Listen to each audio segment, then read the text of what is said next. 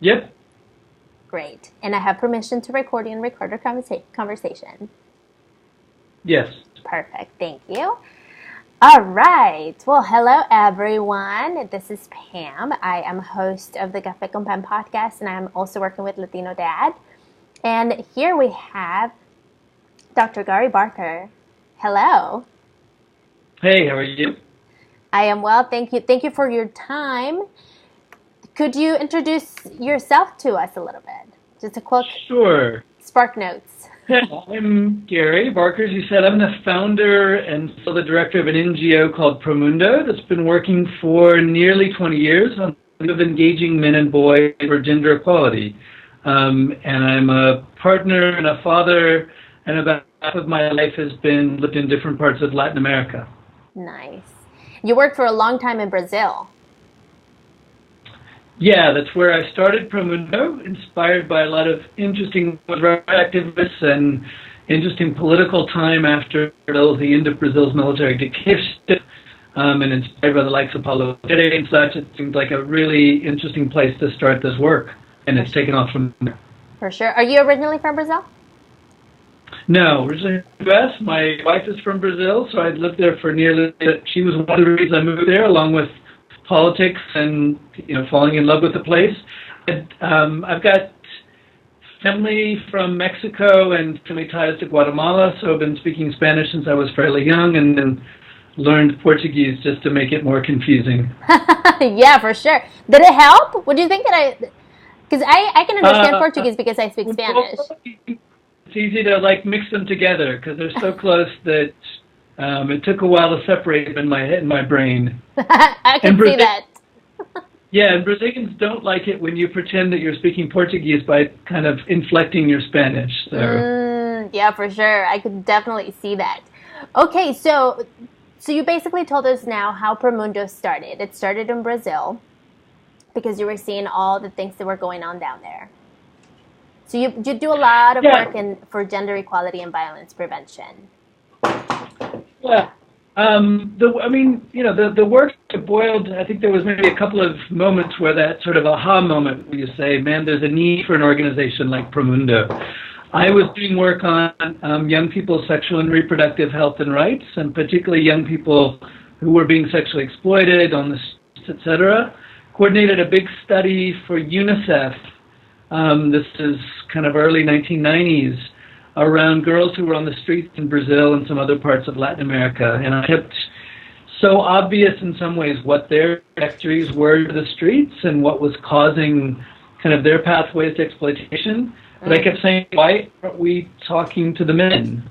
Why are there some men in the settings where we're looking who think it's okay to pay for sex with a 15-year-old girl, and yet the guy's at the bar with a buddy of his who doesn't think it's okay?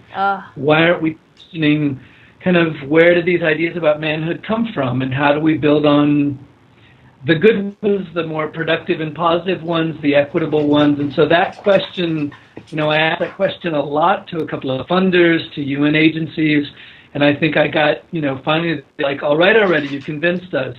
Let's start some work. And Promundo was born out of that idea. And so the name Promundo come from the Brazilian contraction of for the world. And our idea that gender equality needs to be seen as a good, as an outcome, as a right for the world. It's good for women and men. It's good for societies, individuals.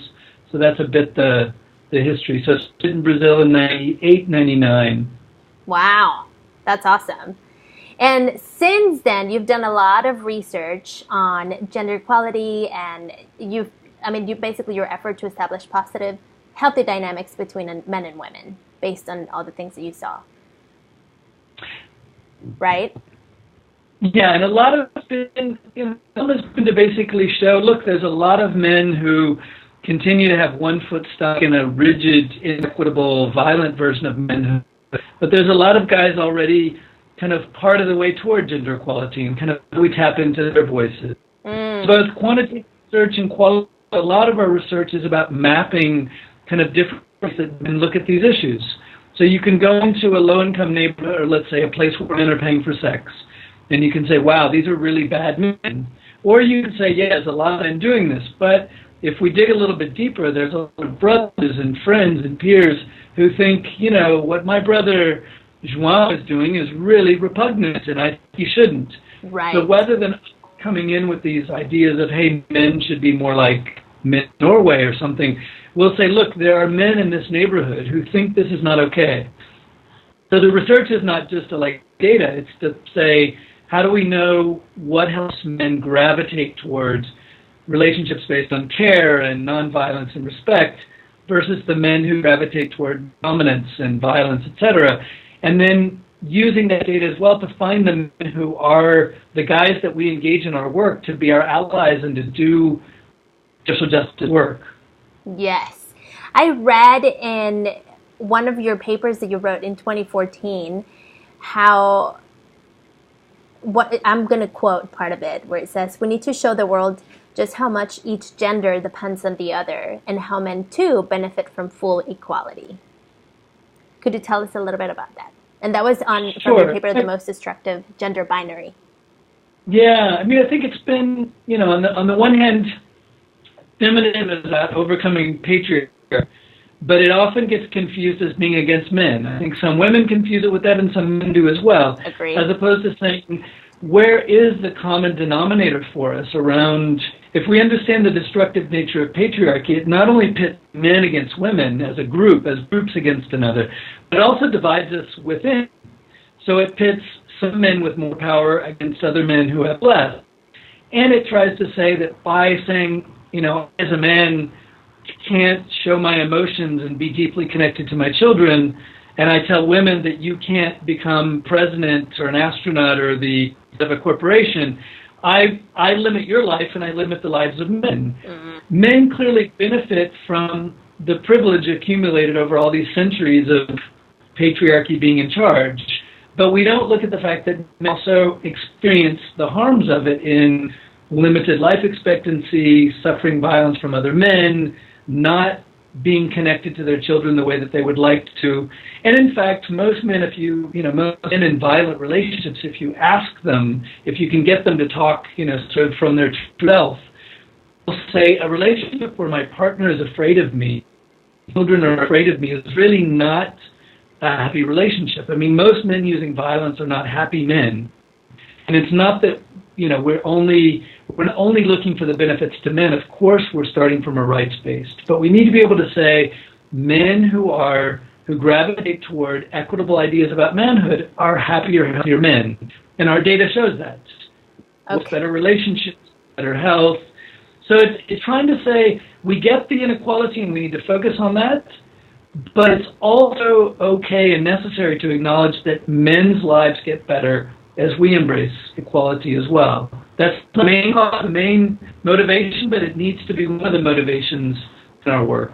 Absolutely, especially now with the engagement with fathers. We've been talking, and you mentioned it, you've mentioned it already a couple of times, how father engaging with their children, and Promundo works a lot with dads, right?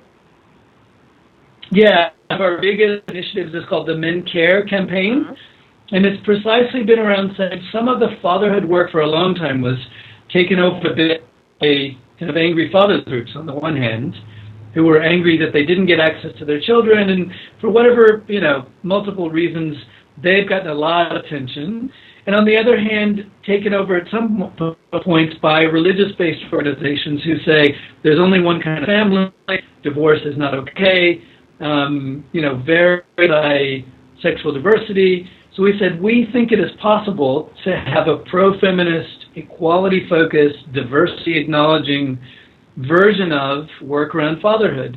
And that it's not only about men who are biological fathers as well. It's about trying to say all of us have connections to others in our lives who need to be cared for. About 80% of men will be fathers or are fathers. But all of us have some connections to somebody, our own parents, others who need to be cared for. And that's part of the gender binary, right? We sort of say women care for others, and that's their main job, and men go out into the work world and, conquer things. And it's that divide that the Men Care campaign is trying to overcome. And so we're trying to do it in a way that says we focus on equality, we believe men need to do more, but we believe men's lives get better when they do more, and that we can reduce some of the anger around it while finding the ways that women's lives get better, children's lives get better, and men's lives get better as men do more of this. Absolutely. What has been the response?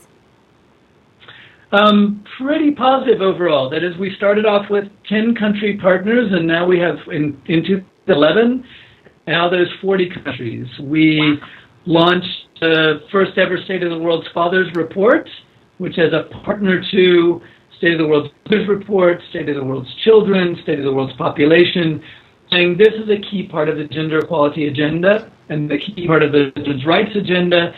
It's a place that men can find meaning in their lives as well. Got it recognized by the UN. We've launched it at the UN. Chelsea Clinton was part of the launch of the very first one. So yeah, we found that it's hitting something that says, men can talk about gender equality in a way that they don't feel like they're being antagonized, even while we're accountable. And I think a lot of women's rights partners are saying, great, we see that gender, that engaging men to do half caregiving is a key driver of gender inequality. We're with you on this. At the same point, I think that the other response is to say, we've got to make sure that State of the World's Fathers doesn't sit by itself on the shelf. It's not the only thing that'll achieve gender equality. And it's sometimes easy for us to feel sort of full of ourselves and go, yeah, we're here to solve it all. Right. We're coming in, our big white horses, and here we are again, saving women from the horrors of gender equality. The hero, yeah. Yeah.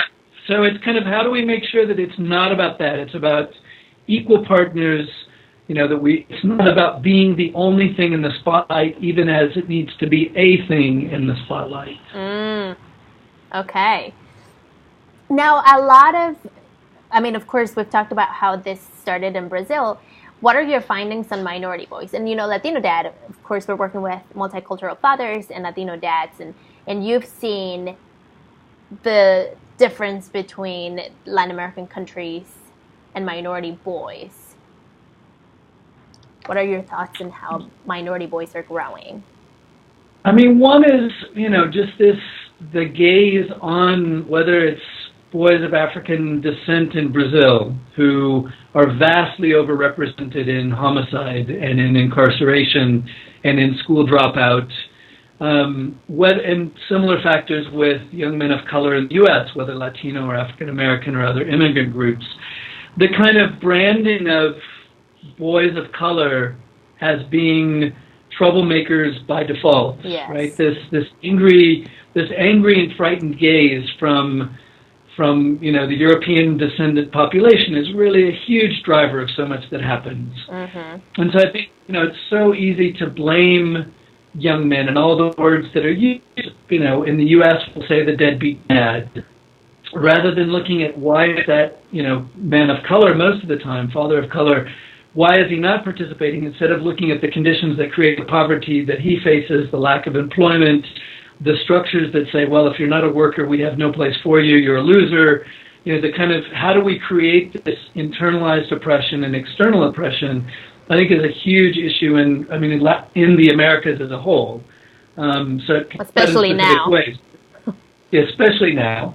But even, the whole Black Lives Matter issue, we've been dealing with, even higher rates of killing of black boys in Brazil since the late 80s. It went massacres of children on the street, the vast majority of whom are boys and boys of color, to, the stuff in the favelas, often controlled by drug trafficking with, a police force that sees itself as a military, not as a force of community peace. So I think those issues are really key.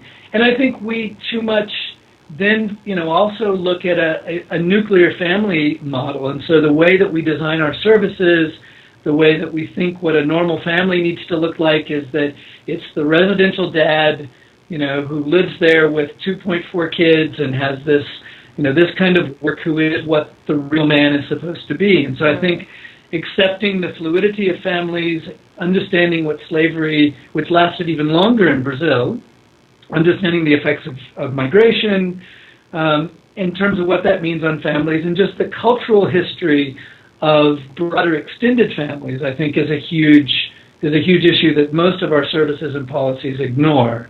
So I think we've tried to, in our programming, again, to take this look of not coming in with a deficit approach and saying, wow, that looks like some dysfunctional way of being, but to say, let's understand where it comes from, and let's also look at the positive. That is, what are the aspects of that, of cultural resistance that we need to build on?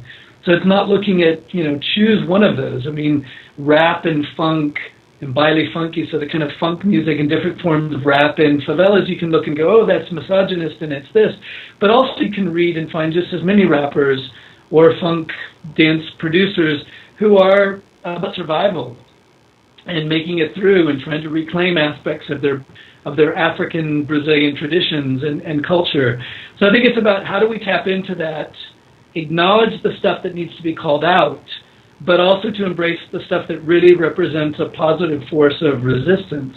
Which is not easy to find that, that dance of what is the part here we need to critique because it's causing harm, and what are the aspects here that we need to hang on to. Yeah, totally. It's all the above. Absolutely, because there's also all these expectations that boys grow up with, especially boys of color. Yeah. That it's just because the person that they looked up as a dad or that was a dad or whatever did, then they're just kind of follow this history. So where is that point where you break that? Yeah, and I think that's where, I think the Paulo Freirean tradition around how you kind of raise consciousness about how these social forces work. Yeah. And I think we'd like to see coming out of our programming, and it's where good feminist activism comes from, which is building an awareness about how patriarchy works to create multiple levels of oppression in women's lives. And what we've tried to do is take that and say, look, that lens, that critical reflection about how masculinities are constructed is really useful for women and men to think about. And we can see that you go through these kinds of processes. That's not the only thing we can do, but as a precursor to more political, group and community activism, that awareness of, how these norms are produced and how they have toxic sides to them, just as there's things about my past that may have been harmful, but I also want to pull out the positive. I think that's what we try to do with young and adult men who come through our programs and who go on, we hope, to work with us around the broader political advocacy to change laws that are unequal, that look at engaging men in to look at how do we fund programming that happens in schools, how do we hold police accountable for the violence they're carrying out, how do we get the health system in Brazil to acknowledge the exclusion that happens with communities of color, for example. So I think that's the mix. How do we help create and inspire kind of hyper-aware citizens who see social oppression but also see gender-based oppression? Okay. And what's your definition of fatherhood? I think it's, broadly speaking, it's men's caregiving. I think it's embedded certainly in, those of us who are biological fathers, but I think broader than that, it's men caring for the others around them. Some of that's going to be more me caring for a child and all the things that I have to do as a responsibility, but I think at a more simpler level, it's how we teach and encourage and socialize boys and men to care for others around us. So I think it's important that we stretch the definition beyond,